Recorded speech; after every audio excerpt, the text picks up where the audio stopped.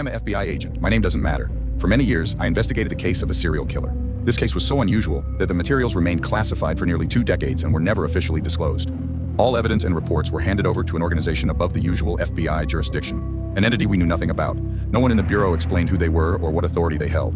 20 years later, I decided to share this story. Not for fame, not for sensation, but so that people would know. What happened that night does not fit into conventional frameworks and must not be forgotten. The victims appeared in one neighborhood of Frost Hollow, a suburb of the small town of Ashfield, Massachusetts, a quiet residential area with single-story homes. In every case, there were no signs of forced entry, struggle, or violence. Everything pointed to an extremely methodical and meticulous perpetrator. Inside the Bureau, we classified it as the work of a highly intelligent criminal. Informally, agents called him the Vampire of Frost Hollow. The last crime scene, a quiet residential street, single-story house, pitch darkness, well-kept yard, nothing suspicious. But the moment we entered, the electricity was out. The silence was unusual, no background noises, no sirens, only our breathing. Inside, we found ritualistic signs, not chaotic symbols, not an attempt to shock. The signs were precise, deliberate, ancient. This was not impulsive violence. It was structured behavior, characteristic of people acting from faith or within an organized ideology. While inspecting the crime scene, my partner noticed movement at the window. The silhouette was too close.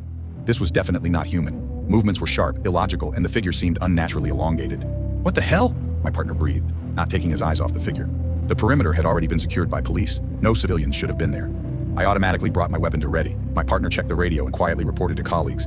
"Unknown, at the window on the left. Officers, check the sector." No response. He repeated the call, specifying coordinates for the patrol units, but the line remained dead.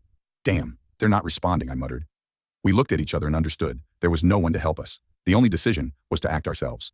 We slowly began moving toward the exit, scanning the yard and every corner of the house, sticking close together. Police cars remained in place, engines cool, doors open. Not a single officer in sight. And yet, every rustle made our hearts jump. I froze. Something slipped behind the bushes. My partner gave a quiet nod, a signal to hold position. "FBI, hands up. Show us you're not a threat," I shouted, weapon ready, my partner beside me. And I swear to God, what we saw was not human. A 3-meter-tall creature with long, disproportionate limbs and strangely slick skin literally leapt from the bushes and vanished around the corner of the next street at incredible speed. We looked at each other, breaths ragged, hands shaking, but neither of us lowered our weapons. "Damn, this doesn't fit any behavior models. No living being moves like that," my partner yelled. After that night, I prepared a report for the Bureau. The details were so strange and impossible that I tried to convey everything as accurately as possible, without embellishment. Evidence, photographs, and descriptions of the incident were collected, but it was already clear. This goes beyond ordinary criminal practice, supernatural phenomena, unknown organisms, abilities that should not exist. 3 days later, people in sharp suits arrived at our Bureau. No documents, no explanations. Stone-faced, serious, silent. Not a trace of emotion. Our superiors ordered the case closed and everything handed over to these people. We did it. The investigation was officially concluded, materials classified, and passed into the hands of another structure. One that decides that such things should not be made public. We had no idea who they were, why the case was classified, and God help me what that creature was that night.